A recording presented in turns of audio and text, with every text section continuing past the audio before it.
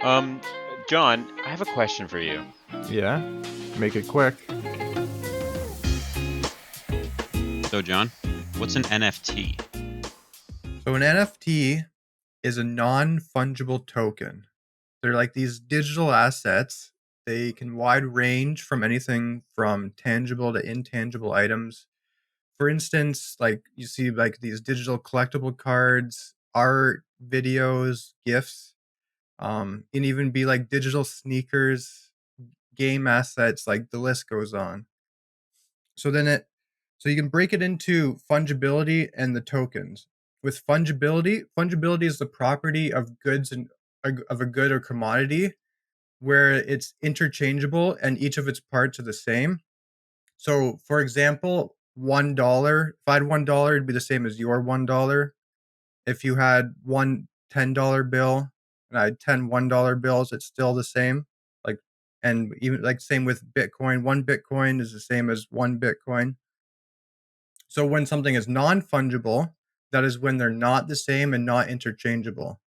So this tends to be houses, works of art, etc.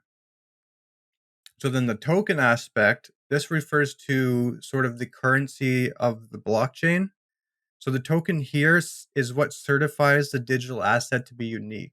This is important because with it being unique and backed by the blockchain, it sort of is what makes it unable to change and like sort of be minted, so no one can like change the information. So when you're the OG, like no one can go and change that. It's all the information's there. So with that information is stored on the blockchain for the proof of ownership. So then that sort of begs the question, what is blockchain or what is a blockchain?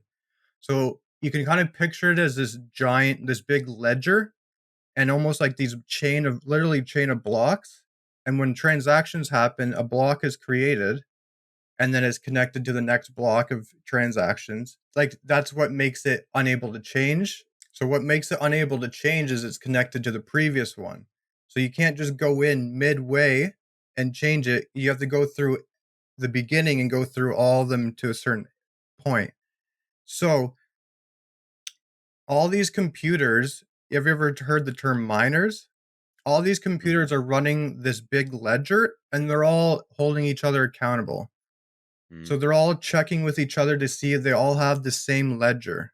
So once a new transaction is added to this ledger and then it's updated on all these computers.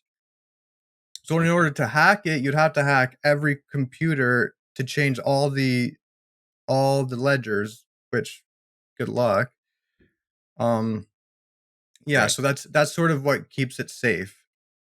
Um so that's the big thing with NFTs is is the way you can't change it, right? Like it's the proof of ownership. Backed by the blockchain. Exactly. Gotcha. So like if you're an artist, you create an NFT, no one can go back and change anything about it. Like you're the OG artist. Right. And that's important if you want to build in like royalties for your art. You everyone will know that you're the creator of this forever. Like Okay, hold on. How do you build in royalties for a piece of art? I thought it was a one-time sell, and then that person owns that NFT. yeah, so they own the NFT, but for every sale going forward, the original artist can take a cut from that. Wow. Okay. So that's one big benefit for potential artists going forward. Okay, so can you give me some like real life examples of NFTs so that people can kind of like picture what's being sold and bought in this format? So there's loads of really popular ones that are like being sold a lot recently. You know Charlie Bit My Finger, the YouTube video? Yeah. That just sold for almost $1 million as an NFT. Okay. So, but can I still go on YouTube and watch it? Yeah, so the thing with it's kind of like owning the original piece of art. You're just kind of there to show off. Like anyone can still watch the video. You don't own the trade, like the copyright and stuff. Okay. So say there's a digital picture and Hmm. someone owns it as an NFT, you can still just right click it and say save picture to my desktop or whatever, right? It's not they own the copyright, no one else can have it. It's that they own the original. Right. So even if the original owner, like the person who bought this Charlie Bit My Finger YouTube video, what if they decided they didn't want to show anyone? What if they wanted to take it down from YouTube? Would that be allowed, or is that how does Well, that work? they can, but I mean, can you do that with anything on the internet? Like it's always there, right? Right. Okay. Okay, so I guess my next question about this, because I'm still trying to wrap my head around it, is like, is this just like a trend? Is this just something that is coming up, and people have too much free time on their hands and too much money to spend because of the pandemic? So now they're just kind of like making up more things for people to consumerize, or like what's happening? Is this going to stick around? The way I see it is as time goes on, more and more things are becoming digital, right? Like all our music's on Spotify, it's all digital. People are reading ebooks these days. Like everything is becoming digital. So art is following, right? Hmm. So as more time, like our world eventually goes from this offline physical world to a more online world, I think it only makes sense that more things are slowly becoming digital, such as like collectibles and art, and it's like following this trajectory that's crazy. And I don't think NFTs sort of just stop there either. Like there's millions of dollars being poured into NFTs. Like it's good. I think it's going to go past just backing like art, and music, and videos and stuff. Like for example, I heard of one case where people were using their NFTs as collateral for loans. Okay, that's interesting. So I've purchased an NFT that's worth $500,000, and therefore I can get a loan at the bank. I guess it shows that you have the assets, the leverage. I guess. I mean, that's Yeah, so there's interesting. I guess going back to more examples that you mentioned before, there's a big collectible series going around with the NBA right now, like Okay. the NBA Top Shots. So like LeBron James dunk, it was like I'm not sure how long the video was, but it would say like a 20-second video of LeBron James is like a big dunk. It sold for like 70 to 100K. Wow. Um, an example where people might actually kind of use it a bit more is in sort of video games. So there's a whole bunch of like these crypto games, like decentralized games. For example, there's this F1 Delta racing game. So the track, the digital Monaco track itself became an NFT and was sold. Okay. That's interesting. So yeah, so the track itself, somebody owns the original rights to it inside the game, where they're gonna have like races and sell tickets to people in the game and have stuff like that. So it's So all within the F1 game. okay, so on this F1 game, somebody made a map and it's a racetrack. And the person made that into an NFT and then somebody else bought it. Yes. There's And lots of video game assets going around. Like in this one game, it's like people are selling property, selling like their plots of land so people can build on it in their game and stuff. It's like a big open world game. okay, well, Another example, William Shatner. oh, heard of him. Yep. He issued 90,000 digital cards of himself, all selling for $1. So that's Oh, a so well, yeah, to start, once they people are like, because there's that digital scarcity, right? There's only 90,000 of these, and they're okay. all unique. So just wait until like if NFTs keep going on the trajectory they're going, Right. they're gonna be worth way more than $1 Yeah. later on, I right? mean, So he's getting old, so I mean, I imagine when he dies, that the price of those is going to go way yeah, up. And then he made a clean 90K just by you know, exactly. So wow. it's helping a lot of like artists and people that have like a following and stuff to Okay. make more money and stuff making these collectibles. And Damn. it is going to music now too. Like Kings of Leon album's going to be an NFT. I think Eminem was making a song. So like you'll be the original owner of a specific like Eminem song. Like I could see a lot of people thinking that's kind of cool to show off, right? Right. Um some other benefits besides kind of just showing them off for I guess clout with well I mean I think there's some companies actually selling like digital art frames. So I guess So, you could so show wait, so them you off buy that a way. digital art frame, which is its own NFT, and to put No, your just that other you no, NFT in yeah, you can make your digitally. frame an NFT, I guess, sure, but you just sell, like, a frame, then you can put your NFT in it. Oh, so the frame is not blockchain or anything. It's just like a little Not as frame. far as I know. Um, Amazing. And then wait, how do other, is there like a website people go on and it's like, here's my collection, and then you can just click through people's collections? Because that's I $1 million idea that we need to I'm get on. I'm not sure, though, that's what I was thinking too. I didn't see any of that because I'm personally not interested in that, but I know there's We're gonna have loads to of cut this websites. section and start working on that. Yeah, I'm sure there is, like, there's gotta be some way of people showing it off, right? Yeah. Well, and Um then it becomes a gallery, and then you can start charging people money to see your gallery. Exactly. Oh No, my I could totally god. see that happening because, like, people could just go to galleries on the internet now instead of physical galleries, right? Oh my god.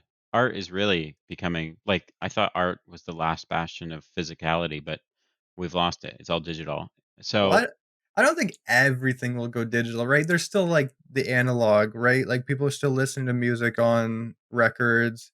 There's still people using film photography. Like, I don't think it'll ever just 100. right. There'll still be that ounce of nostalgia, but Yeah, that it's just crazy. This whole digital um museum slash gallery sort of idea. I mean, it's interesting. Um, yeah, like, the potential's pretty endless. And, I guess other benefits would be kind of investments. For example, if you got that William Shatner for $1, I bet that's probably going up, right? A right. lot of people are buying and selling. Hmm. Um, and another one is, like, if you have, like, a favorite artist you wanna support, it's a great way to support an artist. Right, right, right. Because I guess it's so much harder now. I mean, with the pandemic, it was a lot harder in general Yeah, to support an artist and doing their physical work, right? yeah. Hmm. And it's kind of cutting and it's also really good for the artist as well because, like, they can add royalties to it as well. Hmm. And secondly, it's kind of cutting out the traditional auction houses and galleries, right? They don't have to put them up in these galleries or auction houses where they take like a big cut. It's almost all like pretty much peer to peer. Right. They're putting it up on like a decentralized platform, Hmm. and people are just straight buying it right away through the To the blockchain platform. Yeah. and the platform. Yeah. Okay. So, what are the platforms that are selling these NFTs? Is it just another website, or like Yeah. So Amazon or there's like OpenSea. I know Binance is opening up a marketplace. They're like one of the largest cryptocurrencies? exchanges. Yeah. Hmm. There's like some super rare website. Like there's probably like a solid five that are pretty popular right now. But as time goes on, like everyone's trying to make exchanges and marketplaces and stuff because they're all trying to jump on the train. Right. Jump on the bandwagon. Well, you know Which what? Yeah. Sorry. Go ahead. which I think is like it might seem like it's like a big deal now, and if someone like Binance gets in, like, just the amount of more users making it easier to access, I think is gonna be huge for it. Because a lot of downsides to sort of like the crypto world right now is the ease of access. So if Hmm. they're just making all these things a lot easier to access for the average person, I think that's like a big point. Right.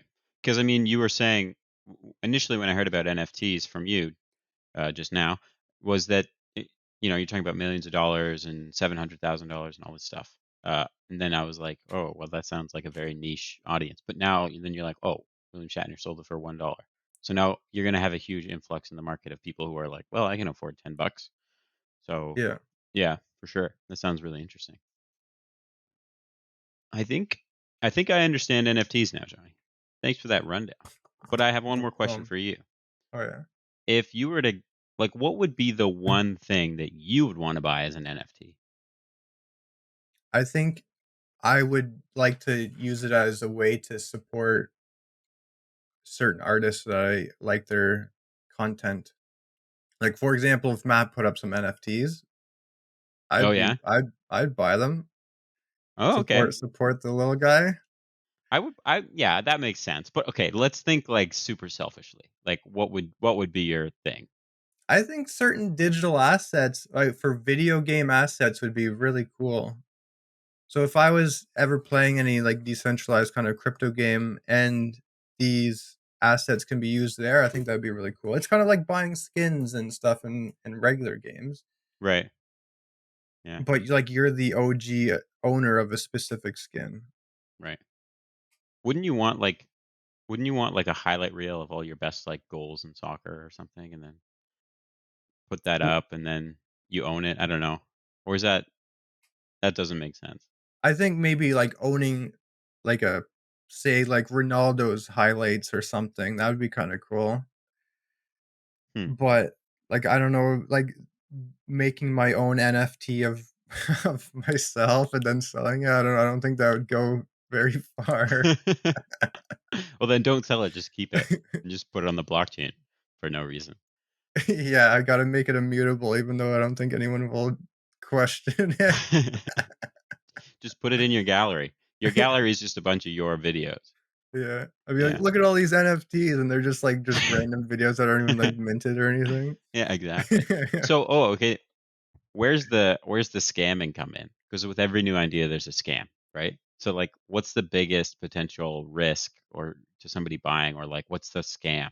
Do you think is just the inflation of price, or what do you think? I think the if it is just a fad or just the inflation of price, I don't know if there's any scams because that's the thing with blockchain is you hope that it's certified to be the original, right? You Mhm. hope that it's doing its job. So it being a fad and prices actually being way inflated as they are, like in it going down, like a lot of people could be that view them as investments could be kind of losing their shirts. Right. Um yeah. I maybe there will be scams in the future. I'm not sure. Never count it out. Yeah, well, I mean no doubt. All right. Well, does that wrap it up? Do you have anything else you want to add about NFTs? Yeah, I'll just mention like I think the most expensive NFT sold so far, I think it was at $69 million. Like it's almost one of the most expensive artworks ever sold, and it's already in sort of the infancy of NFTs. It's like Oh, this giant collage of a compilation of all this artwork by an artist called Beeple. oh, okay. It honestly to me it doesn't even look that crazy, but Doesn't like look very appealing. it looks crazy as in there's so much going on in these tiny little cubes. I have no idea what I'm looking at. Well, maybe that's like a perk of it being a digital thing is that you just zoom in on each piece of art. Can you do Yeah, that? maybe. I'm Ugh, not sure what the pixels are at in the image, but I jeez. mean, still $69 million is a ton. Well, yeah. With that, I think we can wrap it up. So, to everyone listening, thank you for listening to our first go at a quick conversation. Please reach out to us at iqmindspodcast@gmail.com and leave us suggestions for other little quick conversations we can do. What's been on your mind? Um, what is something you're a little bit intrigued about? And we'll clear it right up for you. So thanks, Johnny.